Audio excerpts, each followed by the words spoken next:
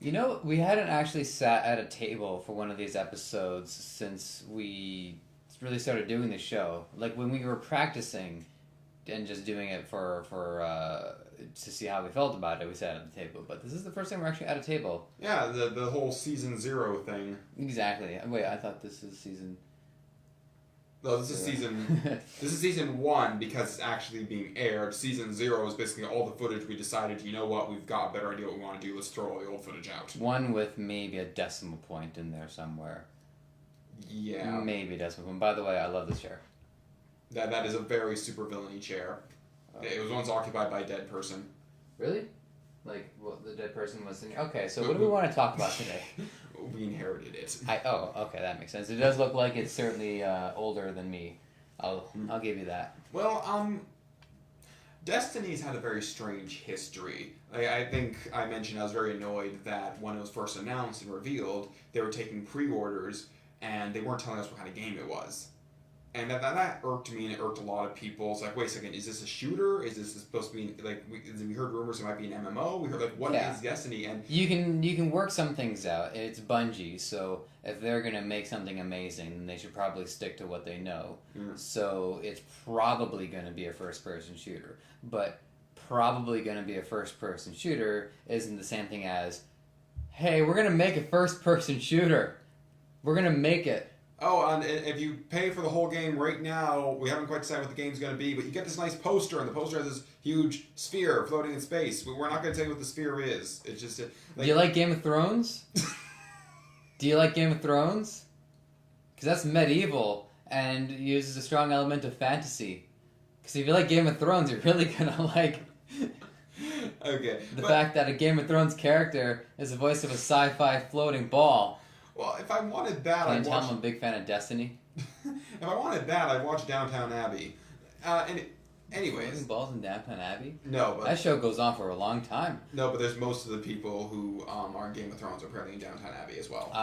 Okay. Alright, but the point is, it's been out for a while, and strangely enough, we're still seeing trailers, we're still seeing ads, we're still seeing, like, it's still very much a game being pushed on people, even though... As of the shooting, there is the first expansion is being reviewed, and I think it's already out. Yes, people are accessing. As good as the game looks, I have not heard a single positive thing about it. It's pretty... Like, people have been railing on it for... It's trying to be an MMO in all the wrong ways. The loot grinding and drop system is horribly bugged out and bad. Like there's been complaint after complaint after complaint after complaint. Yeah. And sorry, go ahead. The thing I just sort of want to emphasize right now is there's a very popular ad going on in various cut down lengths, in which a group of 3 guardians, or whatever they're called, basically approach various situations as you would expect a video gamer to approach them. They would be under fire from some brutes and say, like, they don't know how to speak ugly? I can say hello in any language. Takes out the gun, jumps up, shoots them. I guess he also knows how to say goodbye. And they'd have a large chasm. It's like, I'm not going first. Chickens, and the girl jumps in. I hate it when she does that. And another point where, there's a door. It's like, think we should knock? Rocket launcher, blows up the door. Never once in all my time playing games have I had interactions that were that corny. Yeah, but by the way, again, so the final example, blows up the door. Now this is a party, and the Peter Dinklage ball's like, would you like some music? Something classical. And then it starts playing the Immigrant song while they shoot it up in slow motion. What the heck is going on here? This level of interaction, you said, is corny, and more importantly, can apply to any game. I can play Left 4 Dead 2 with this kind of attitude if I wanted to. I could play Sanctum, coincidentally 2, with this kind of attitude. Like, I can play any kind of game with this kind of attitude. You're not telling me what makes this universe interesting, what makes it cool. What you're saying is, hey, come here and have the same experience you can have in any other game. Yeah. Nothing's unique. unique The about other thing that I did want to state earlier is that we know by now that I have a very clear bias towards Nintendo, but I do want to recognize when other games that are doing well, and Destiny does have a lot of good things going for it. The shooting mechanics are solid.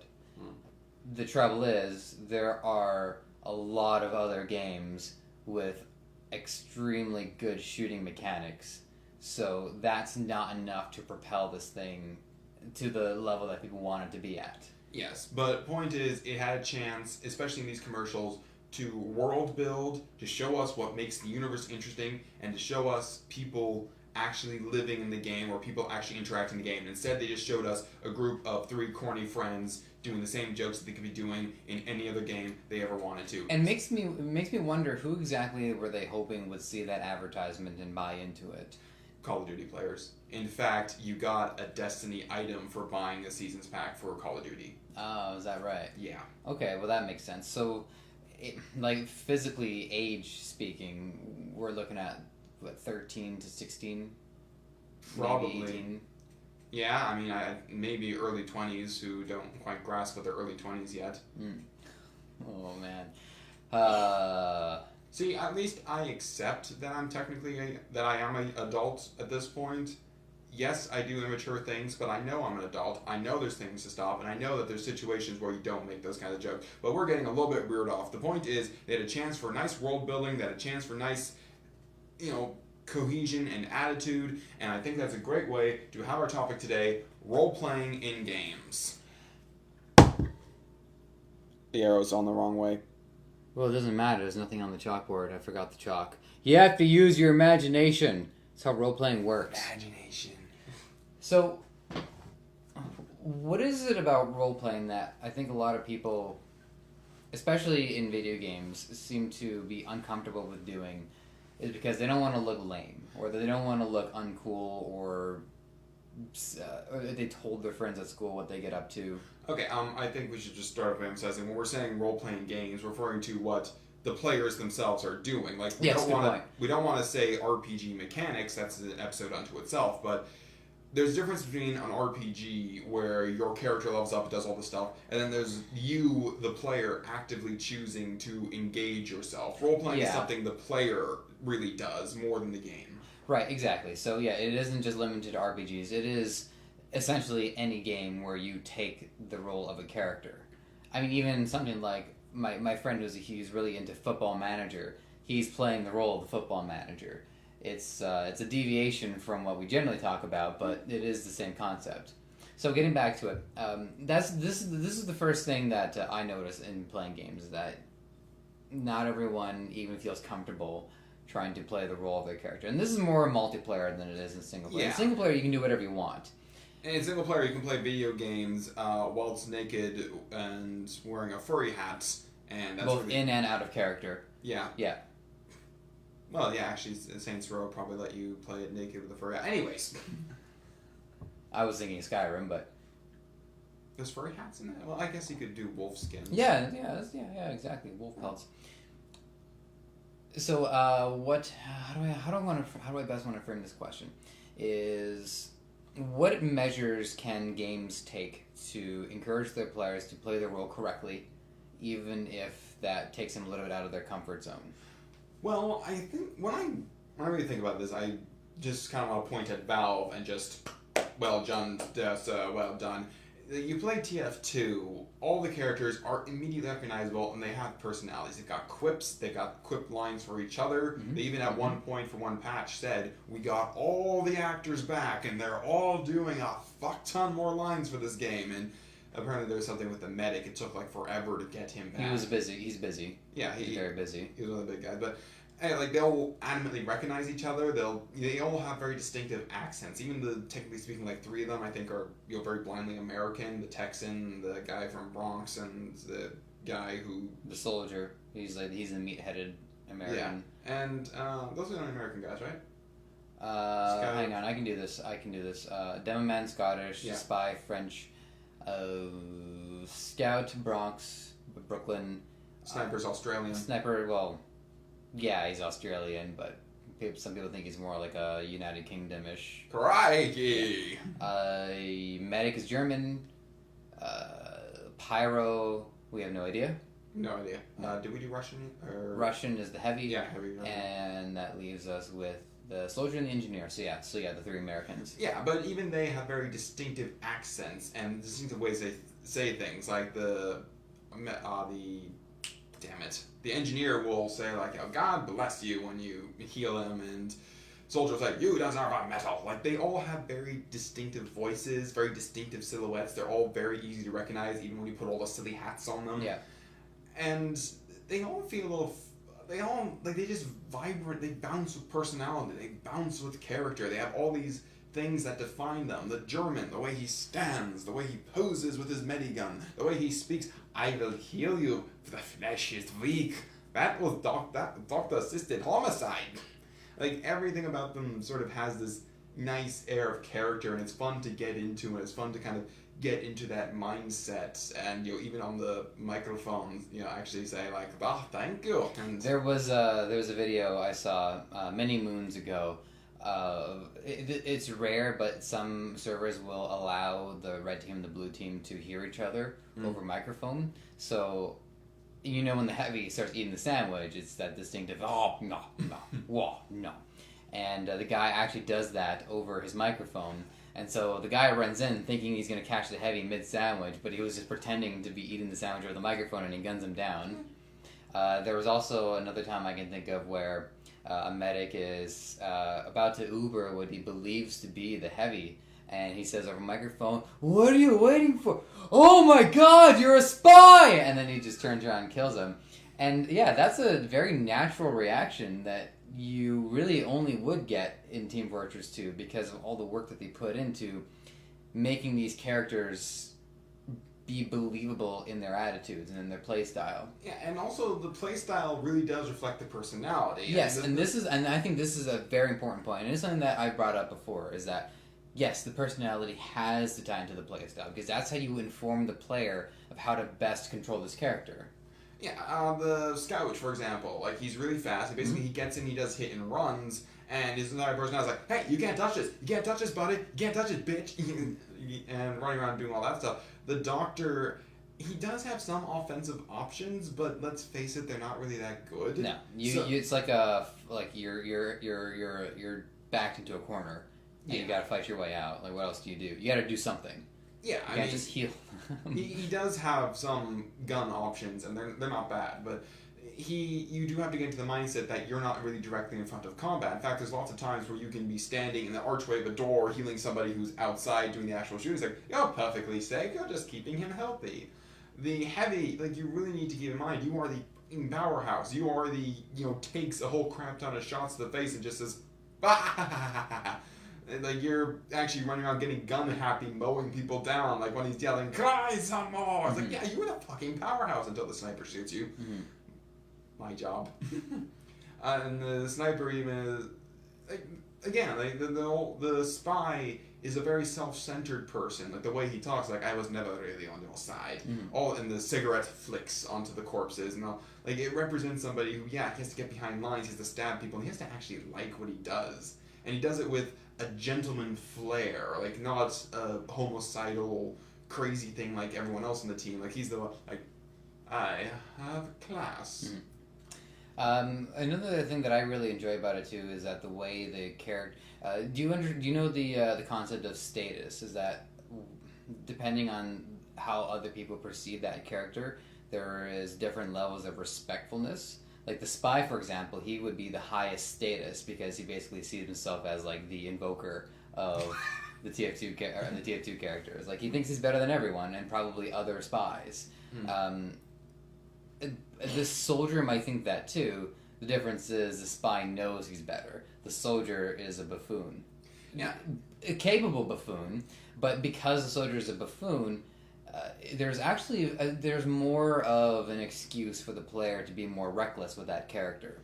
Yeah. Because it's not like you die and you've lost the match or you've handed everything's over. Like that's this weird mentality that you get from playing MOBAs for so often. But it's okay for the soldiers to get blown up, and it's okay for the heavies to take a lot of gunfire because they are the less classy characters. Yeah, and the soldier is also another great example of his personality and his playstyle going together in the sense that, well, he's an idiot, and one of the main things he does, one of the main things he's known for, is the quick rocket jump. I'm sorry, in what feasible universe do you really think taking a rocket launcher, shooting at the ground while you're jumping, is going to propel you? Like, it's almost like in Metal Gear Solid 3, where Snake was kind of so ignorant about things, his ignorance seemed to bend the universe to his will. Yeah. It's the same thing with the soldier. I mean, this is a stupid, reckless tactic that, of course, is going to get you killed, but at the same time, it gives you sort of the characteristics of a gun-ho wrecking ball that just doesn't really care. He's just here to crash. Yeah. The Pyro I always looked at as just like a cartoon character come to life. I know they're all kind of cartoon characters, but the Pyro is the Looney Tunes-esque, the physicality to it. The fact that the Pyro can blast air at somebody and make them fall off a building and then they crunch to their death. I mean, that's something that's very charismatic of a Looney Tunes kind of style of violence. And it still gets really bloody, which is always nice. There are a couple of instances, though, where I feel like the whole characterization was actually hurt when they started adding in new items. And like, you have the Demo Man, who I always thought he is somebody who sees himself as like a James Bond character, but without any of the nuance. He's like, I'm a grim, bloody fable, and he's like laying mines everywhere, and he thinks that he's being a super cool agent, but he's just a destructive maniac. And there actually was a really fun... I know my Demo Man was terrible, but... There actually was a really fun instance I had on a particular map. I laid out a bunch of stickies. I switched the bottle, because you can detonate stickies no matter what weapon you have out. Right. And, people coming down the hallway, cheers, mate! Beep. And just like in the video. Yeah, I actually blew them. Like, that was amazing. When Team Fortress 2 went free to play, I already had about 2 years of experience under my belt. I played the soldier exactly the way he plays in his video. Like, I'm running right in the front and I'm gunning people down with a shotgun. Oh, I'm so glad that game went free to play. I'm so glad. When it went free to play, there was an entire influx of players who had no idea what the spy was. Yeah, Those were good days. Those were great days. That's how you know a game's supposed to go free to play, when the players are like, we're ready, but we need more people to play this thing. But getting back on track, I didn't care for the fact that the Demo Man was given a sword and a shield and a whole melee aspect to him. Like, it does tie into his Scottish attitude, and it does tie into his aggressive, destructive nature, but the fact that he was able to lay these mines made him a little more calculating and a little more intelligent. Whereas now the Demo Man just runs at you with a sword, and it's like, okay. I'd say the only exception to that would probably be the medieval map. That one's fun. Yeah, but I mean, now you're making a specific map to play that to that strength. It's not the same thing as like entering a classic 2 Forge and having a Demo Man run around with a sword. Oh yeah. And then the other situation, although this one isn't as bad, and I guess this one would be more of an improvement, but the sniper did have a very stiff regimented character to begin with. He just muttered to himself, and then every now and then he would scream something, he would wave at you. They came up with the idea of the Girardi, which I just... It's like, well, they've decided to make the sniper as much of a lunatic as everybody else. So now he carries a jar of pee on him. And it's funny only because it makes sense on the sniper. Like, if you see his video, he lives in a camper van, which is, by the way, another commentary on the play style of snipers. They camp. And then he has to fill these jars of pee. So it's like, oh, you know what? He's going to have all these jars of pee lying around. I guess we can turn it into a combat thing. Well, I remember the part of the video where they're doing the time lapse of him just sitting there waiting for drink coffee, and just more drink coffee. And the jars just get more and more full, yeah. Well, I don't really say that's an example of him going crazy. I think it's one of those weird things like oh god, an ally's on fire. Hold still, I throw Girardi on you. No, I'd rather burn. I'd rather burn. It creates this fun, because from a mechanic standpoint, he put out your fire. You're alive. You can get to him. And he accidentally uncovered the spy that was right next to you. Yeah, it's all really amazing, but from a a role-playing standpoint, it's like, you just threw a jar of piss on me. And there's even an achievement for you're dominating somebody, like you killed them a certain number of times, and then you throw Girardi on them and you kill them again. It's like road home wet or something like that. Yeah. Once you start entering into the piss and poop joke territory, you can get out of hand fast. So they've kept it just at the Girardi. Just at the Girardi, and that's fine because that's sort of comic book territory. If they wanted to go into fecal matter, like that would just be getting way too stupid and immature. And the game is willing to take it as seriously as they took everything else seriously. Like the sniper isn't even disgusted by it. He's almost enthusiastic to throw these things. Like, here you go, Girardi. This is an actual fighting style to the sniper. And another one of the funny items is he has a tribal shield he can have on his back, and there's a car battery hooked up to it. and it is if a spy attempts to backstab him, he'll get electrocuted. But it's hilarious in the sense that, wait, you just wired a car battery to a wooden shield? And it's working? And it's working? Yeah. Yeah. Well, I think we're talking a lot about, and this is a very important aspect, but we're talking a lot about how mechanics and character sort of tie together. The whole thing about role-playing games, like, you know, it's the player choice. So when we look at Team Fortress 2, you're playing the character, the idea of you actually saying on the mic, "You does have a metal dock," or actually, you know, talking like the character, it becomes encouraged because the personality of the character and the mechanics of the character are so amazingly married to each other. Yeah. But it's the actual role-playing thing that we're talking about. For me, the more important part isn't necessarily the speaking in the character, although that's definitely helpful, but it's the acting in character. That's the biggest thing, is that when you are acting in character, you're acting like the soldier, you're acting like the spy, and you're doing well, the game will not only glorify you, but it will do so in a way that you can only do being a good spy. One of the tricky things about a lot of games, about games that end up developing their own meta, is that at a certain point, the character stops behaving like the character and starts behaving like a broken mess of disjointed mechanics that just are done for efficiency's sake. And I get the play to win thing. I know I've been critical of this many times, and I will continue to be critical of this. So the onus is not on the player for using what's available to them. The onus is always going to be on the developer for not restricting the players for doing things that the character wouldn't logically be able to do. Like, I have heard of the whole idea of shotgun heavies, again, demo knights, which, you know, I can understand the appeal of maybe adding a melee-ish character to the group, but you had heavy with you had a lot of characters who had pretty decent melee options. Like, the Pyro actually had a fantastic one for he can light people on fire, then use the Extinguisher to do a whole ton of extra critical damage. Yeah. And I have heard of the combat medic, although I do not endorse it in any way, shape, or form. I think the only time I endorse the combat medic is, again, the medieval map, because his crossbow counts as a medieval weapon. So now he's one of the only two people who can do a ranged attack in it. Yeah, I think I'd rather just use the knife anyways, the one that charges your Uber. That one was a lot of fun. Well, yeah, but there actually is a really fun melee weapon. I have it for him. It's called the Hippocratic Oath, and it's a statue of hypocrisy or whatever. Hippocrates. Hippocratic? I don't know. It basically just says "do no harm" on it, and I like the fact that there's no penalty for using it. Like, it doesn't say never crits or never whatever. It's just do no harm. While you're holding it, you can see enemies' healths. But at the same time, if you're the medic and you're running around holding a statue, you're not really doing your job right. So the fact that you can get into a fight, take it out, identify who's the lowest, tell your teammates switch back to the medigun, that's cool. And again, the fact that you can bludgeon someone over the head with a statue that says, "Do no harm." Yeah. And remember that when you're playing the game, you're not just thinking about how capable you are as your class, but how capable that makes you as a player. Like, one thing that I enjoyed about playing the medic is that, like you were saying, you can also act as kind of the observer. You're not focusing on trying to shoot a target, but you are moving around quickly and almost always to avoid gunfire yourself. You are keeping track of how much time is left before your Uber's up. You're probably keeping track of objectives. And so you get to be somebody that is overseeing the course of the fight, and you're getting an impression as to the push and pull and who's gaining ground and who's losing ground.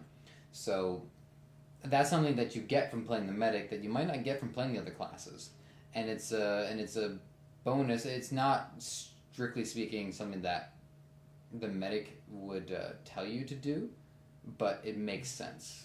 And medic also is one of those classes that you can play in many different ways. Like, I usually played I didn't really refer to it as the quick fix medic because I was doing this before the quick fix came out. Then I pretty much just grabbed it and said mine. But I would go around, heal somebody. Once they're fully healed, like, okay, who else is injured? Here, I'll heal you. Here, I'll heal you. And I had some people yell at me. It's like, "Doctor, why aren't you just, healing this one guy all the goddamn time? You only at full health so you can build up Uber and do the Uber thing." And I'm saying, I think, because there's other injured people, and maybe he doesn't need to throw himself into the line of fire like an idiot. And, there's all different styles of medics now, and the quick fix is an accepted one, and understand it, like, okay, he's just keeping the whole team happy, so the push is efficient, and then you can play a different kind of medic where you do glue yourself to the heavy's ass and uber him. Mhm. You can get another medic, both have uber saws, go around, stab people, fill up your uber meters, and just keep going back and forth ubering each other so you can just keep that active. I think that's still an existing strategy, it's just not as popular anymore. Well, it's difficult to pull off, and you need to take up 2 medics to do it, so. Yeah, and you can have, there's different styles of heavies based on the minigun. The standard minigun is actually still, to this day, the most powerful minigun. You can use it to mow down people the fastest absolutely possible. You got the other minigun that does less damage but slows people, and you got sort of now the suppression heavy. He's not really trying to kill as much as he is just trying to slow the enemy advance, get the scout to, jitter a little bit so he can be shot by somebody else. You have the sniper who, ever since he was able to start using the bow, is still effectively playing the same role. He's the precision elimination guy, but he can do it much closer. The risk, he's closer to the gunfire. The payoff, he can pin people to the wall. Well, the bow can also be used at extreme distance, but now you're actually kind of squinting at the screen to try and make it... because right, versus a sniper rifle that's doing half the job for you. Yeah, and you can still fire the sniper one. There is a sniper rifle that's really powerful, but cannot, under any circumstances, be fired while not zoomed. We should move on to another game, but there's one other thing that I thought of, which is you also notice that there is a little bit of, I guess, consequence or trashing if you're actually not playing your character as well as what is the standards of that character. For example, like if you're a sniper and you kill somebody with a fully loaded body shot, you can expect somebody to say, you couldn't do a headshot? Well, you suck. And you know what? I mean, that is the mark of a really good sniper, but I just want to shoot you. Yeah, not to mention, if they're dead, they're dead. And if you're going after a scout, body shot's really what you should be going. Yeah, take whatever shot you can get. Yeah, if it's a heavy, of course, he's got a head like a coffee table. Yeah. So that's pretty easy to brain him. I've gone into wars with other snipers, which that's always really entertaining. Because okay, duck, okay, on the other side, and duck, and duck. So, like, oh god, we're gonna have this all day. Yeah. It's but when you see a sniper on your team that can pick off a scout midair in the head, you know you're with a good sniper. I did that once before, and I was like, I'm never attempting that shot again. There's no way that there was a decent 70% luck there. I'm never attempting this shot again. Yeah. All right, so let's move on to another game. So I've been playing Smash Brothers a lot lately, and I've noticed from reading the Smash boards, and I've been trying to gather as much information I can about Smash Brothers because I haven't been following the competitive community, and but the general consensus is that a lot of characters that play defensively seem to be doing better than characters that play aggressively. That's nice. I mean, I like Bowser personally, and he's pretty much, I wouldn't say an immovable object, but if he doesn't want to go somewhere, he's probably got the tool set needed to make sure he doesn't go somewhere. Yeah, and like my main character is Link, and he is carrying a shield. You don't get much more defensive than having a shield on you. I'm pretty if Link doesn't move at all, the shield automatically blocks most projectiles, right? The only 2 things that I can't seem to block are the lasers from Falcon and Fox. Everything else seems to be good. Well, those are lasers, so I guess it makes sense they kind of pass through a shield. Like, yeah, but the light-based weapons. Yeah. So what's great about Smash Brothers, from what I'm seeing on For Glory, now usually it's like I'll get a couple of people who just are either kids and they don't know what they're doing, or they took a single video online as their source of inspiration and they think that by having one sole pattern that they're going to win. I know that. Wait, isn't that called a training bot? When they just take a single pattern, repeat it again and again? Yeah, no, I didn't know that, but that makes sense. Well, yeah, that's what a lot of people do in fighting games. They'll take somebody, they'll hit the record button, do a bunch of actions, stop, and then go back to the person they want to play as, play that thing out so that you can practice specific defense. Interesting. Street Fighter, Mortal Kombat, BlazBlue, they all have basically mini record features so you can get the training bot to do exactly what you want. Yeah, I have a hard time comparing Smash Brothers with the other fighting games just because the flow of the fight in Street Fighter will always be consistent because it's essentially even with only 1% of your health left You can still do everything you could at 100%. Not that it's bad, it's just a different style. But in Smash Brothers, the flow of the game will change dramatically the more damage you have. Like if you get launched off the stage and you got to recover, you're giving the other guy time to get into position, and the push and pull just gets higher and higher and higher until somebody finally gets knocked off or edged off the stage. And then you got Lucario, who pretty much eats smart bombs intentionally. Yeah, I actually thought for a second the solution to beating Lucario was to deal so much damage to him that he accidentally just like flies off the stage on his own. There is a such thing as too much power. Mm-hmm. So I've just yet to discover it. Yeah. So why do I want to bring this up is because I do think role playing is actually quite good, especially in the new Smash Brothers. The closer that you are in line with the character psychology, the better you'll understand how that character is meant to be played, and that gives you a huge advantage. A great example is Peach is somebody that has a lot of good air control, so it makes sense that Peach would be in the air. Link is somebody who has a great zone control, and when you see a Link spamming the projectiles, on behalf of all the Links, I'm sorry. I only do that when I have run out of options, and there's nothing else that I can do to win this match. But aside from that, what I'm doing as Link is I'm trying to create kind of a puzzle myself. So I'm trying to set up like a pattern of attacks that if you don't sort out, I will hit you with one of them, and then I repeat that pattern until I've pushed you into the area that I want you to be in, and then I can start zoning you with my projectiles, or vice versa. But that's something that I realized just playing Link, and I feel like that's what they expect you to do with this character. Wario is such an asshole to play, and Wario is an asshole of a character. He gets on his motorcycle, he drives around, he's building up a fart, which can win the match. Little Mac, he is all about holding down this ring. Can he jump? Not really. Can he do anything other than punch people really hard in the face?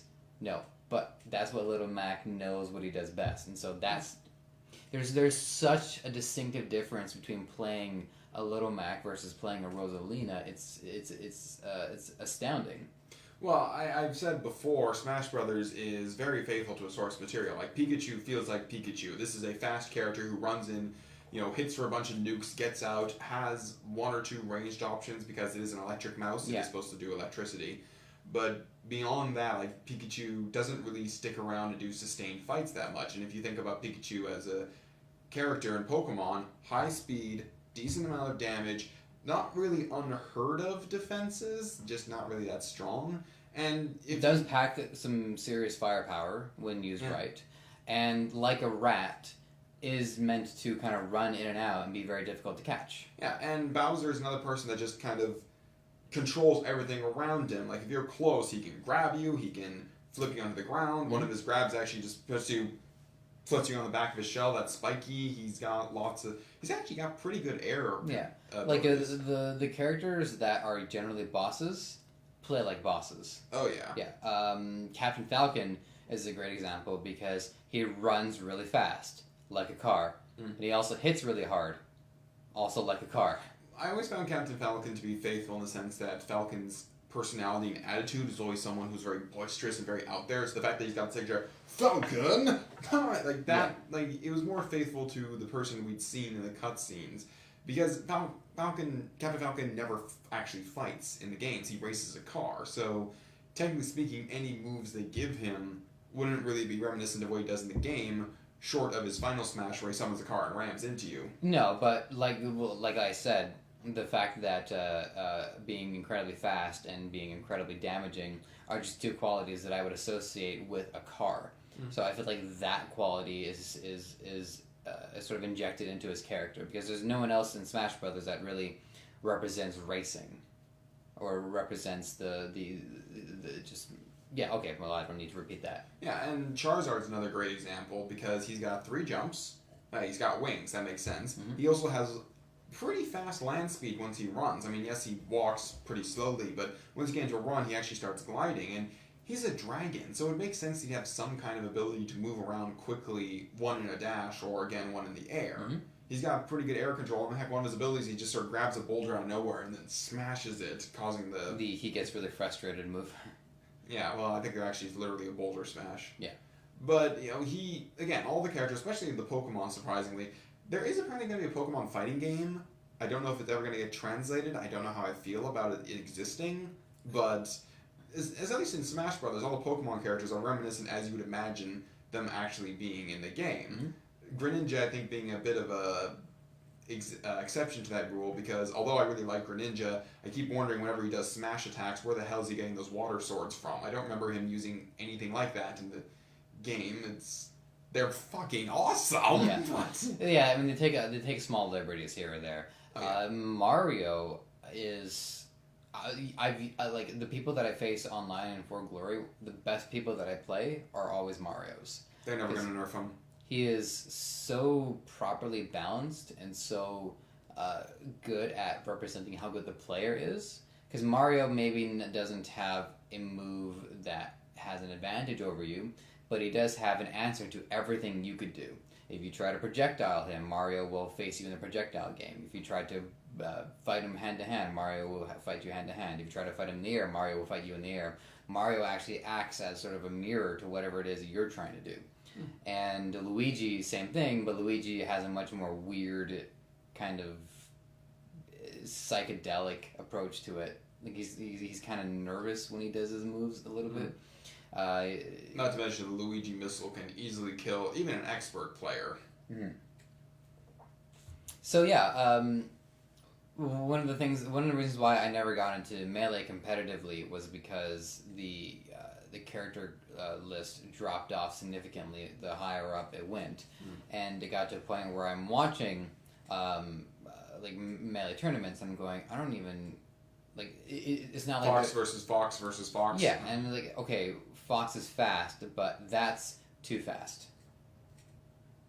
It's like that's game reality breaking fast. Well, it's a little weird in that facet, because at the same time when you had Melee going, I'm using air quotes here, pro, they basically reduced the entire game. They essentially made their own game. They said, we're going to, like, Final Destination is the only stage you're allowed to play on, and it's only 1 versus 1. And I'd say, as much as I like Smash, if I want to do a 1v1 2D fighter, there's better ones out there. Like, at doing that. The reason I play Smash is because, 4 people, bunch of chaos, maybe we got something coming in from off screen that tries to eat us, maybe the platforms are changing. Like, it's basically an excitement and chaotic and, adapting to everything. If I want to do 1v1 on a boring, flat stage, like, there's better games out there for that. Yeah, a couple of things. One, competitive Smash Brothers does allow you to use stages that have platforms, just as long as there's no like significant stage hazard. It's okay.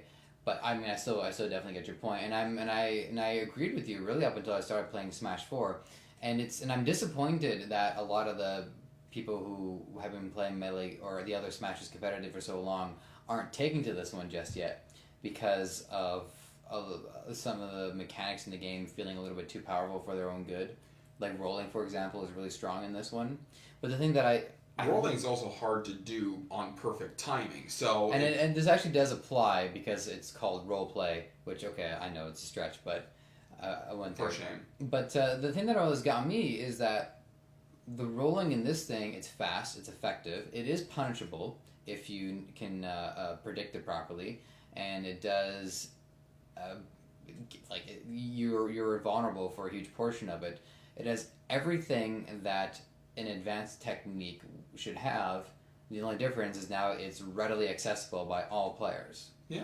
So here's me thinking the developers basically handed over an advanced technique that the competitive people would use if it existed in any other Smash Brothers, but because it's easy to use, people don't like it.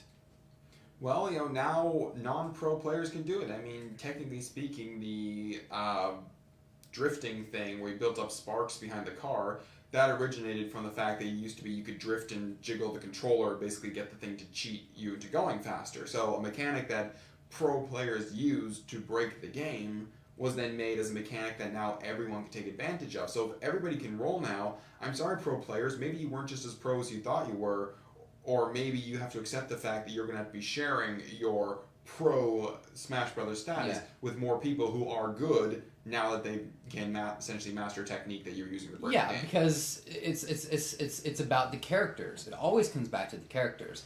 Knowing how to beat this group of characters versus this group of characters takes different kinds of skill. And so when you eliminate a lot of the characters in it, you're not playing Smash Brothers anymore.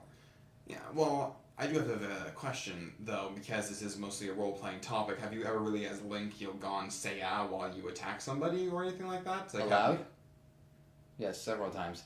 No, but... okay, so... Well, that was a bit of a silly example, yeah, sorry. you don't fully... I don't fully immerse myself in trying to be Link, but I do notice that my attitude as a player does line up better with Link than the characters, and I think the reason why you associate yourself with the main character isn't because you think this is just the best character, it's because this is the character that you've identified with and that suits your playstyle the most.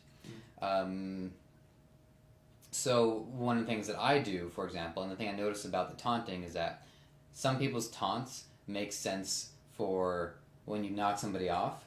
Other people's taunts make sense as a greeting. Wario, for example, again, he all his taunts are completely antagonistic, so it's all about him laughing at you. So you don't laugh at someone at the beginning of a match, but you do laugh at somebody if you pass gas and you knock them out. And then you laugh a lot, and it pisses people off, and it's supposed to, because that's role-playing. That's the character doing that to you. So as Link, I'm just like completely deadpan for a lot of it. I'll do the down taunt where he gets like, huh! And if they don't respond with a taunt of their own, I'm like, okay, now I'm gonna fucking kill you. But if they do that, I'm like, all right, this guy's cool. This guy gets it. Or he's teasing me, but I'll take it. It's close enough. Something I'd actually like to move into the territory for. We don't normally talk about these kind of things, but it seems strangely relevant. I'd like to talk about role-playing in board games. Oh, okay. Video games, it's a bit of a back and forth thing. If you're sitting with someone right next to you, there's a lot of physical interaction. If you're interacting with people online, you're talking on Mumble or the in-game chat or something like that, there's interaction there too. Like, I admit, when playing Dota 2, I've had people like, hey, are you doing another round? Absolutely! Like, are you playing Axe? Why do you axe me? So it's talking kind of like Axe and just doing the silly things, throwing myself third person. But I feel that the potential and the repercussions, which repercussions doesn't necessarily mean negative, it just basically means repercussions, of role-playing are a lot more noticeable and happen a lot more often when you've got people physically sitting in front of each other. Like when you have people playing Magic the Gathering or Settlers of Catan. D&D is also, I guess, that entire system is based around role-playing, and I actually found it was a little funny. See, and this is probably going to cost us subscribers, so I'm going to say it anyways, because I think we say something every episode that's going to cost us subscribers. Or gain subscribers. I like 4th edition. Yes, I know, everyone's going to hate. You don't play enough D&D to make that kind of judgment on me. Fair enough. I liked 4th edition, and, well, I still do. And there's a lot of people who bashed it for saying that it wasn't encouraging role-playing enough. And I could never figure out why the hell this was, because you can role-play anything. You can have a bunch of people sitting at a table doing, Texas Hold'em, and you're all just sort of... People role-play in poker. Yeah. For sure. I mean, the hat and glasses and there's people that will... Where are the glasses coming from? The sunglasses? Oh, okay. Just I should say sunglasses, but to hide the expression. And there are poker players who will deliberately not stop talking. They're trying to psych you out. Yeah. Like it's huge in poker. Yeah, but you can, again, just have your friends over all doing this and kind of doing the whole, like, if I think you're cheating, I'm going to whip out a revolver and shoot you in the bloody head. Like, you can have fun in that case. When you're doing Magic, you're often doing role-playing a lot because you're essentially playing a mage. You notice the higher up decks are focused a little less on theme and a little more on synergy. And if you are a spellcaster, you essentially are trying to... But it still manages to cover a lot of the broad themes that define Magic. Like, you're still picking your colors to play. You're still going to have some synergy with your creatures, too. Like, you don't just pick a bunch of random creatures that all have mechanical synergy and not discover some sort of actual connection with them character-wise. Like, it does happen. It's funny you brought up Settlers of Catan, though, because we did play it once, and I had a lot of access to brick, and I became the Brick Baron, and I got all the resources I want because I had all the brick, and it was stupid and it was silly, but it was so much fun. It was fun. Like, you know, that really made that particular map. Here's how negotiations went. Can I interest you in a brick? Brick for what? For all your wool. Why would I part with my wool for your brick? How about 2 bricks? I cannot build anything with 2 bricks. Perhaps you'll be interested in 3 bricks. I could have one of these sheep sleep on my body and 5 bricks. You cannot actually have that. Can you at least offer by the pound or something? 6 bricks. Eventually you gave in. Don't pretend you didn't give in. Yeah, I think that's wood though. Okay, well, whatever the case was. But the problem with the thing why I think a lot of people thought D&D 4th edition didn't have a lot. The reason why I think a lot of people didn't think that D&D 4th edition had a lot of role playing is because there's a skill section. Sure. And these are all your side things. They're used mostly for side obstacles, like you're not punching something, you're trying to discern it, you're using your perception, etc. And previously there had been a crap ton of them. Like, for one category, you'd have knowledge arcana. This is your knowledge of the things that are arcane. Spell something. This allowed you to identify spells that were cast. Craft magical item. This would allow you to craft magical items. Knowledge planes. This would allow you to know things about the various extra planes or the various extra things in reality. So for 4th edition, they had... Yeah, okay. There's actually also knowledge nobility. Why the hell do you need to know about the nobility? God, I want to know what happens to Kate. What? Kate, the Princess of England? Oh, okay. Upton? I think it's still Upton? We're not British. No. Yeah, much to our regret. If we were British, we'd be getting a hell of a lot more subscribers because that's just kind of how YouTube works. You get a British accent. It's a superpower over here. I need to go to England. We play with a British guy on Dota. We really should just fly him over here. Yeah, he's actually talked about possibly moving to America, and I've been said, like, no, you want to move to Canada instead because we got healthcare. It's colder, so you'll get sick more often, but healthcare is free. And we have actual snow. You have heard of the snow. But okay, anyways, getting way off topic. The point is, in 4th edition, they rolled a lot of things into just plain the Arcana skill. Using the Arcana skill, you are allowed to do Knowledge Arcana. You're allowed to identify various spells that are being cast. If you're trained in it, it says now you can make rolls that allow you to detect if there's magic in an area, to allow you to identify creatures from a magical realm, etc., etc. Same thing, like, someone looked at the sheets, like, where the fuck is swim? They actually said, where the fuck is swim? It's like, swim used your strength modifier. Athletics also used your strength modifier. Swim is now part of athletics. And I didn't get why a lot of people were really pissed off about this, because they simplified a system that, for all intents and purposes, had gone way out of control, and people said, like, well, now you can't roleplay as much. Why? Because you don't have skill cooking? Maybe it's your character who decides how good they are at cooking. And if your DM needs to come up with a skill challenge, he can probably say, use your wisdom mod, etc. But... Well, characters are usually at least, 20 years old when you're playing them? Pretty much. You don't play like a 13-year-old. You play people who have lived lives, who experience things. It's not unreasonable for a character to know how to cook. Yeah, and even if you are playing a 16-year-old, you decided to be an adventurer, clearly you've gotten some. If you grew up on a farm and spent most of your life on the farm, you're pretty fucking buff. Yeah. I'm pretty sure you can lift things. Yeah. You can tell I did not grow up on a farm. No, we definitely did not grow up on anything even remotely resembling a farm. If anything, the thing that bugged me the most about my experience with D&D was the lack of role playing, and we were playing 3.5, and it didn't come down to what skills that I have that helped me define my character. It was just that my character didn't have definition. The definition was just sort of it just sort of happened as we played the game. Oh, my character is an idiot. Well, okay, that comes up. I'm just going to lean into that now. What else was I going to say? Oh, yeah. So, if anything, I think the best thing to do for these kinds of tabletop role-playing games is to continue to simplify. Because when you simplify and you create broader themes, you allow each player to then create their own specifics once they actually have that classification. It would be like if Magic the Gathering had 20 different colors chances are the play styles from those colors are going to be very specific. And so you're going to feel pretty restricted once you start playing that color.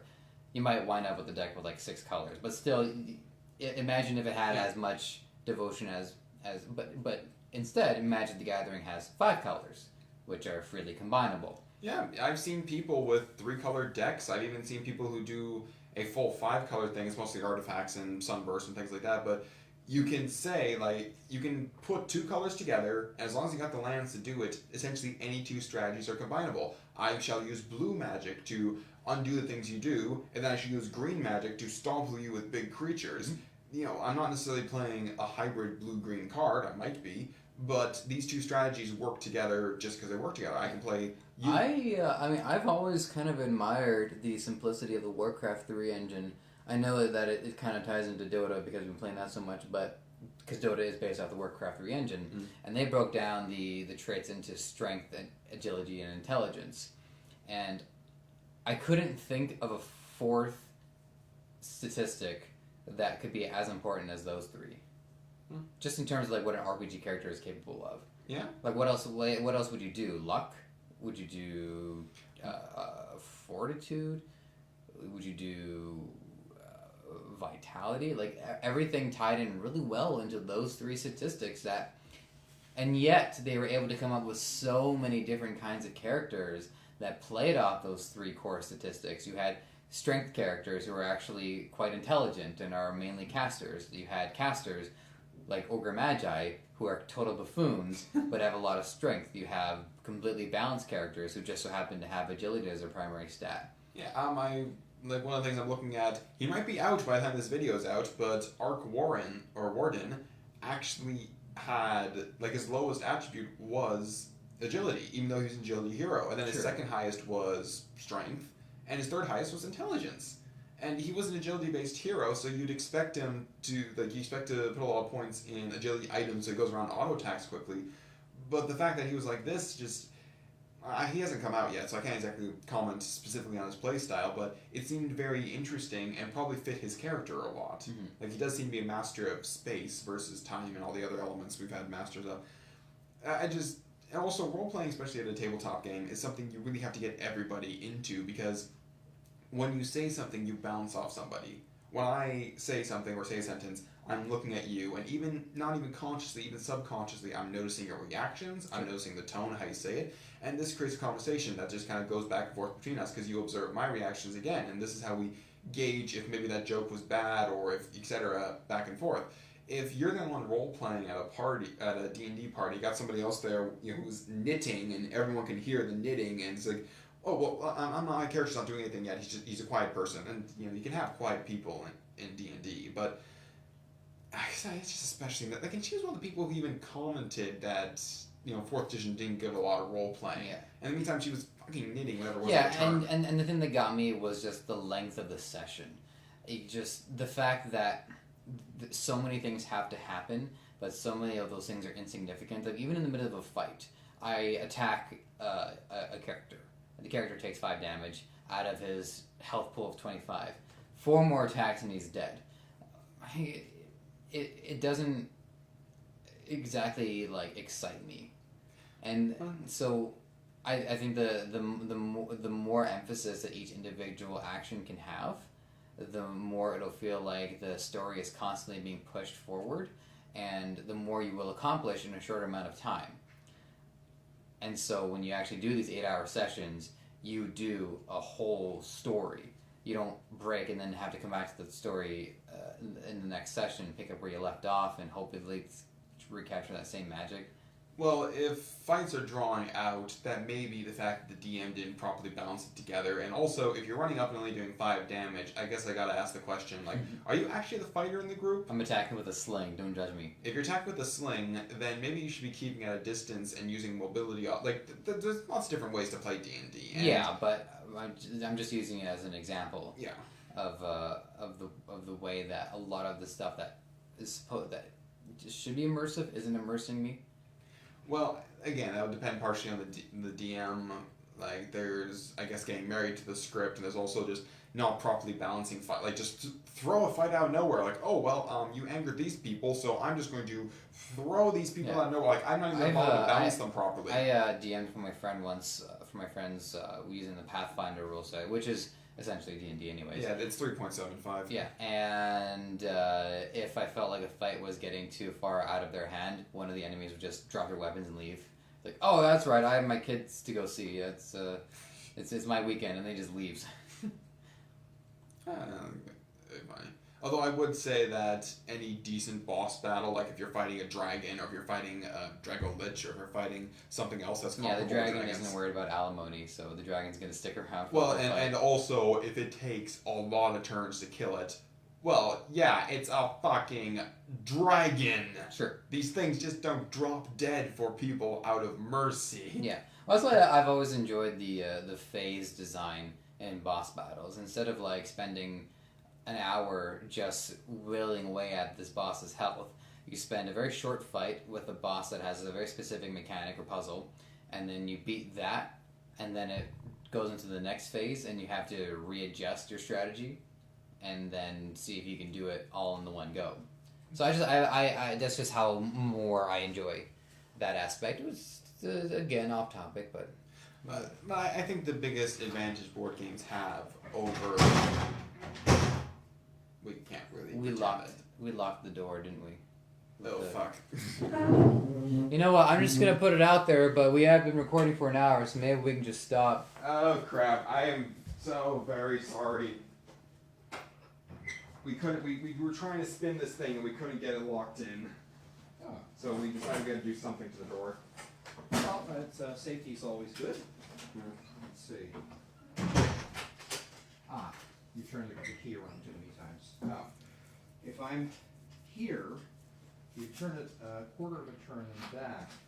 If I'm not here, you turn it more. Okay.